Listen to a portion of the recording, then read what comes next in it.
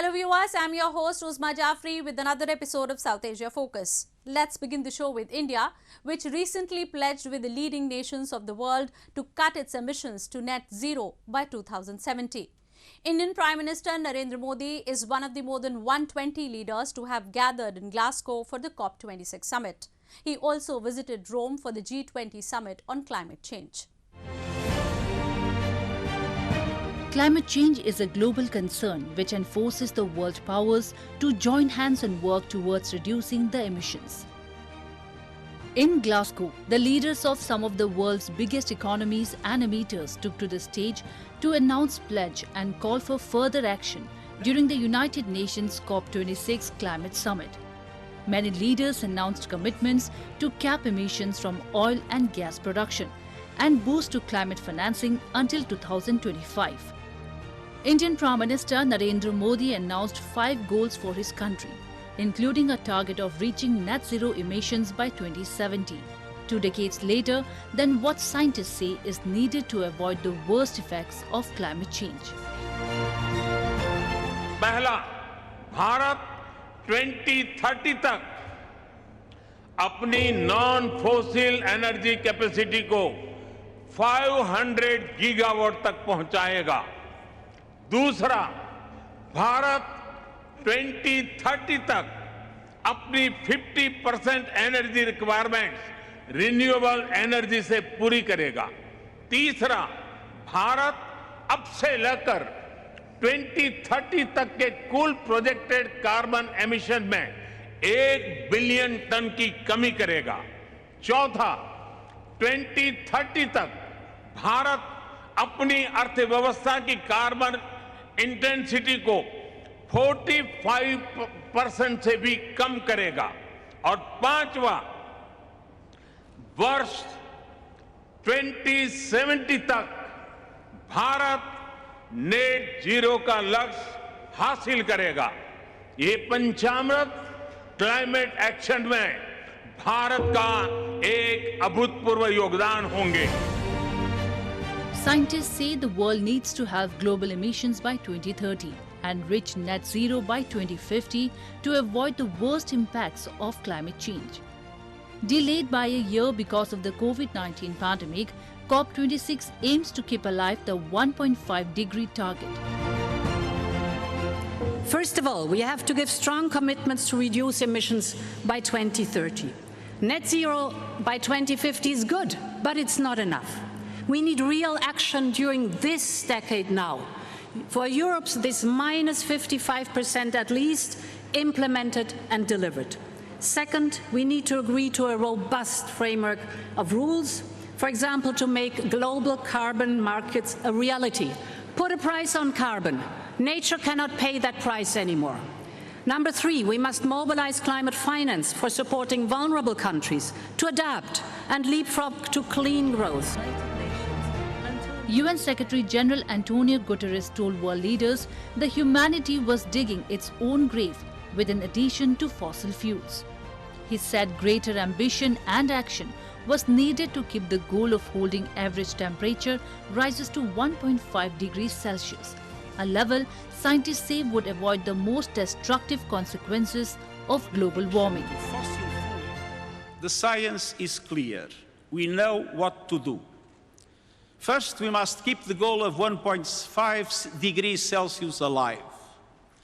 This requires greater ambition on mitigation and the immediate concrete action to reduce global emissions by 45% by 2030. G20 countries have a particular responsibility as they represent around 80% of emissions. Indian Prime Minister Narendra Modi met several world leaders on the sidelines of the COP26 summit and discussed the ways to fight the global challenges. Modi and his British counterpart Boris Johnson co-chaired the launch of a fund to help small islands developing states build infrastructure to counter the effects of climate change. The initiative aims to provide funds to create disaster-resilient infrastructure in island nations vulnerable to rising sea levels and natural disasters worsened by global warming, such as Fiji, Jamaica and Mauritius, whose leaders also attended the launch. Securing money for poorer nations to help them cut emissions and adapt to the effects of climate change is one of the hot topics at the UN climate talks. Developed countries confirmed they had failed to meet a pledge made in 2009 to provide $100 billion a year in climate finance by 2020. Instead, it would arrive in 2023. COP26 summit was followed by G20 summit in Rome, where the leaders from G20 nations shared a stage to fight against climate change. The world is now aware about severity of the environmental changes, which can be fought together. Moving on. The young women in Afghanistan are feeling insecure about their future since the takeover by the Taliban. The hardliner Taliban wants women to stay under at home and have restricted them to not work and get educated in schools. However, women here are desperate to get back to their classes and work. We have this report.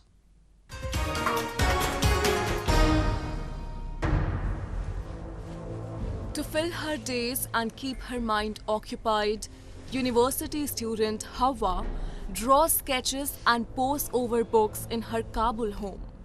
Like hundreds of thousands of other Afghan girls and young women, the 20-year-old Russian literature undergraduate has not been allowed to return to her studies since the Taliban seized power in mid-August. And like many of her peers, she is feeling a mixture of frustration and anger that her aspirations to study and work are being thwarted.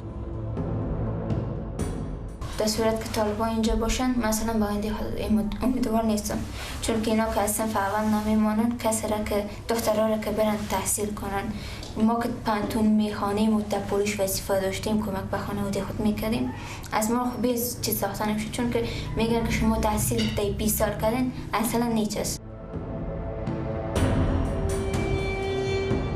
The hardline Islamist Taliban movement, which stormed to power earlier this year after ousting the Western-backed government, has allowed all boys and younger girls back to class, but has not let older girls attend secondary school.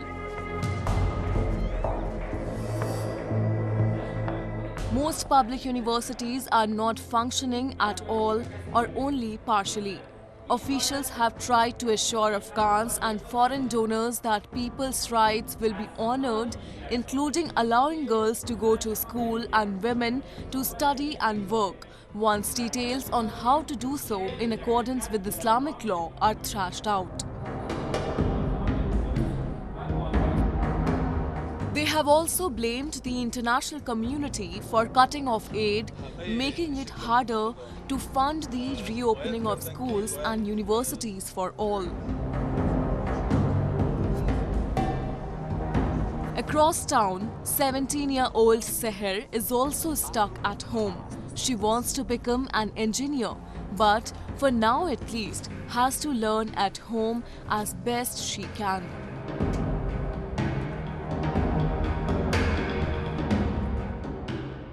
بسیار علاقمند هستم که من روزا برگردم بیایم به صنفم دیگه دوباره درسایمو شروع کنم دیگه صنفیایم باشه همراه استادای ما دوباره درسایمو شروع شود دیگه بتونیم به درسای ما ادامه بدیم تا که پیشرفت کنیم بتونیم به کشور ما خدمت کنیم.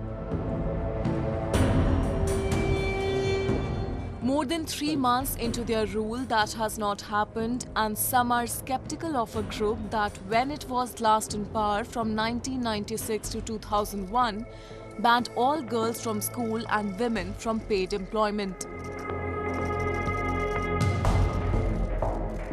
Fewer than 40% of Afghan girls attended secondary school in 2018, even though it was allowed then, according to the most recent figures from UNESCO. Much of the country remains deeply conservative despite 20 years of Western-backed rule and billions of dollars in foreign aid aimed partly at promoting equality and civil rights. But in urban centers in particular, girls and women have enjoyed greater freedom since 2001 and they are reluctant to let them go. Actually, we are working on a very comprehensive mechanism to restart and reopen girls' schools and girls' madrasas and university, so all these things. With each passing day, Afghanistan as a whole dips deeper into poverty. With economic assets frozen and little diplomatic recognition from the outside world, the UN estimates that 97% of the 38 million will plunge into destruction by mid-2022 without urgent action from the outside world.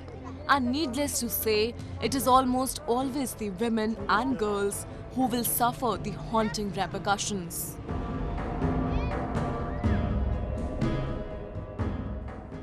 Moving on. Illegally occupied Gilgit Baltistan has been grappling with inflation for long. The cost of almost all items has touched a new high. People are struggling to fulfill their basic needs with the income they earn through their menial jobs. Protests have been going on for a long time across the cities of Gilgit Baltistan.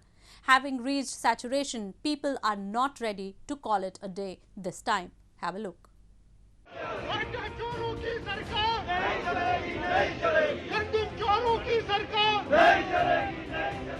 A large number of locals and people from different political groups staged a massive protest against the government in the illegally occupied Gilgit Baltistan and demanded an immediate check on the exponential rise in inflation. Joined in by different political parties, they called the current dispensation a failure and said it had only brought misery to the people of Gilgit Baltistan. Locals blamed that policy paralysis in Islamabad coupled with unscrupulous intent of the Imran Khan government was responsible for the current situation where both the retail and wholesale inflation had touched a historic high.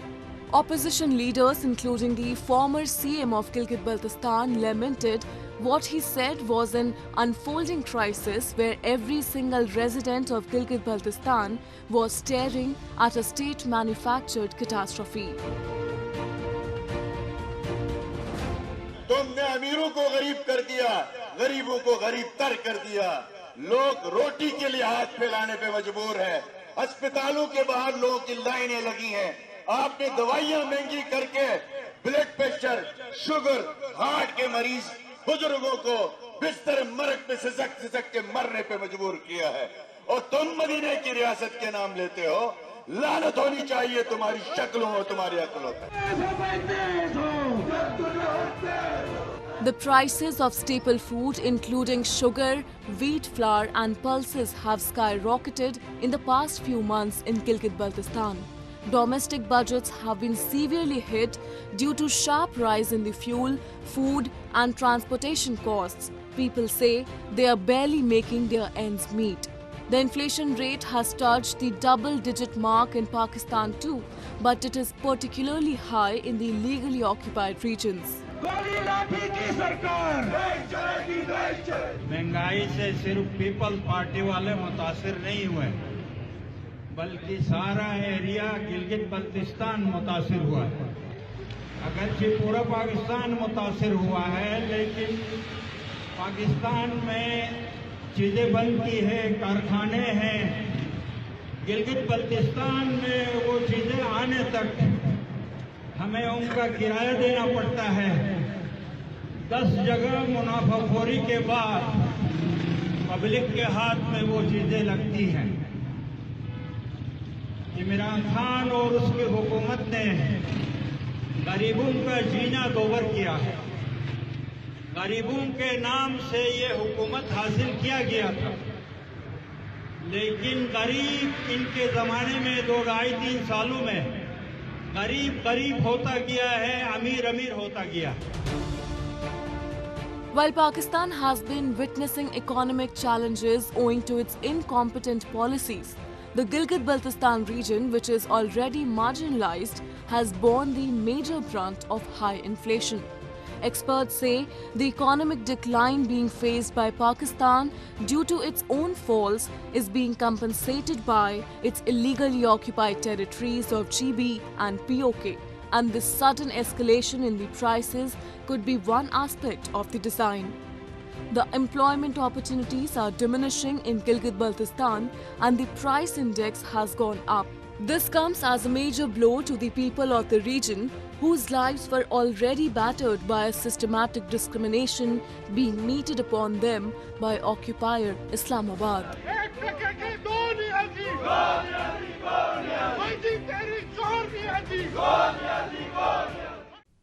And now in our section of Asia this week, the stories from across the continent that hit the headlines this week.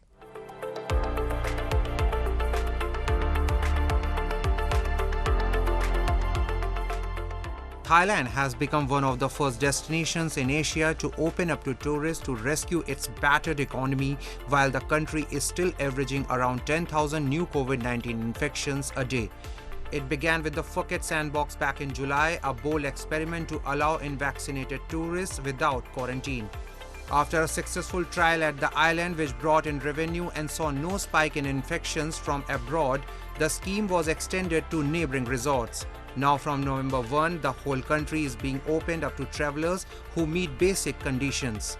Vaccinated travelers from countries not on the list can also visit, but much like the original sandbox, they have to spend first week in Bangkok or one of 16 other designated tourist areas before being allowed further afield. Officials believe this move has a greater bearing on people's livelihood.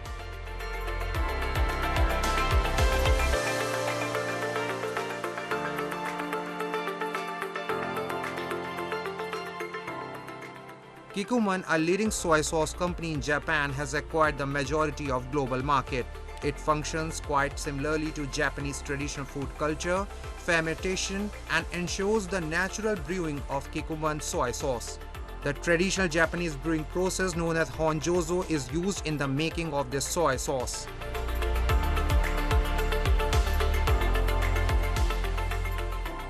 Kikkoman soy sauce is honjozo soy sauce, which means naturally brewed soy sauce. And what naturally brewed? We use only 4 natural ingredients and using the power of a microorganism to ferment those ingredients, namely soybeans, wheat, salt, and water. So just 4 ingredients, so quite simple, but actually taste is very, very complex. That fermentation is very interesting process, and with fermentation, we achieve soy sauce now has 5 basic tastes, all of them, which is saltiness, sweetness, sourness, bitterness, and umami. And also in terms of aroma, we actually Kikkoman soy sauce has more than 300 aromatic compounds, so it's quite complex. So it's the very interesting part of honjozo soy sauce. The speciality of the natural fermentation method is that it maintains the taste that cannot be attained by chemical seasoning. Soy sauce is majorly used in Japanese traditional cuisine. Kikkoman's natural fermentation soy sauce makes the food more delicious.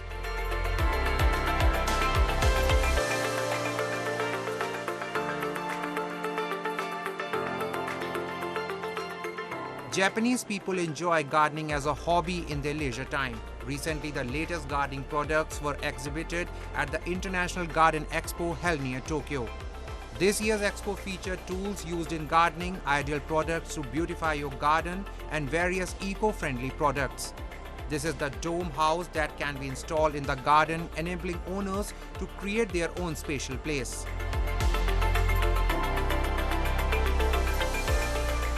おうち時間が増えたということもあって、皆さん家庭でガーデニングをする機会が増えたということでですね、非常に出店製品が幅広くて、郊外にやっぱり出て移住をしたりだとかっていうことで、結構広い庭がある方が増えたみたいで、ピザ窯とかそういった出店製品が新しく出てきたりとか、あとはテントが増えたりとかですね、そういったものが出店が増えてますね。In addition, eco-friendly products were also put on display. As you can see, the surface of this flower pot is made up of cloth and it has a strange geometric pattern.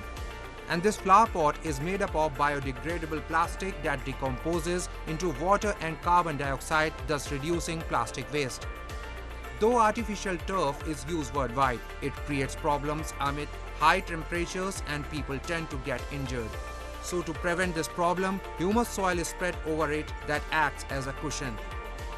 With people opting for new activities in their leisure time, the gardening industry is aiming high to draw customers with multiple range of products.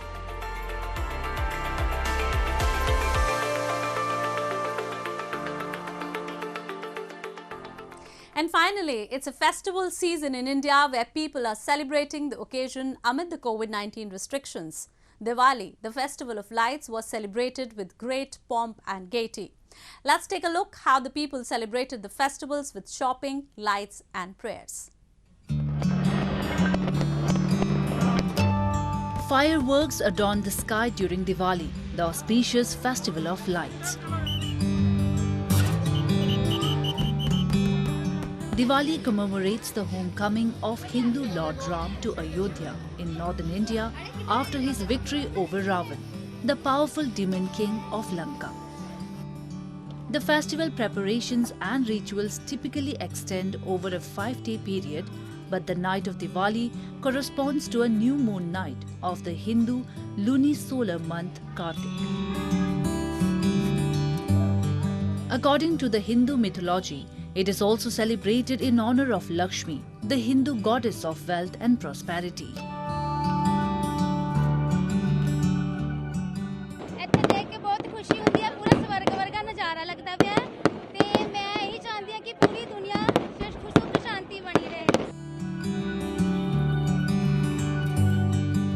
During the festivities, the markets remain abuzz with people buying Diwali items by following COVID-19 protocols.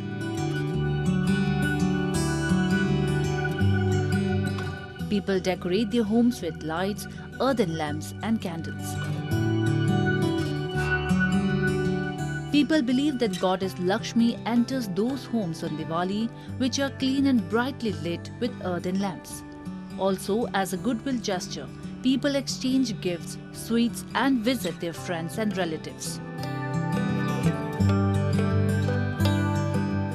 अभी सब जगह last year तो दिवाली मनाई नहीं थी, तो सब जगह पूरी पब्लिक को हौश है कि इस टाइम दिवाली मनाएंगे, ऐसे मज़े करेंगे। लास्ट टाइम तो दिवाली मनाई नहीं थी, तो सब में एक जुनून है कि सब ऐसे ऐसे मनाएंगे। क्या माहौल दिख रहा है मार्केट में? पूरी मार्केट में बहुत भीड़ जमी हुई है, सबको शॉपिंग करनी है और जलसे करने हैं। To mark the festivities, a Kamra hut or a craft village was inaugurated in Bhubaneswar city to showcase the handicrafts and decorative items. A Kamra hut provides a platform to local artisans and weavers to directly sell their products. Visitors can also witness the live demonstration of these products produced by the artisans.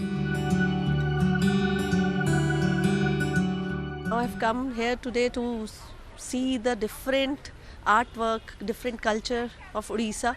So I've come here and I have bought diyas for Diwali.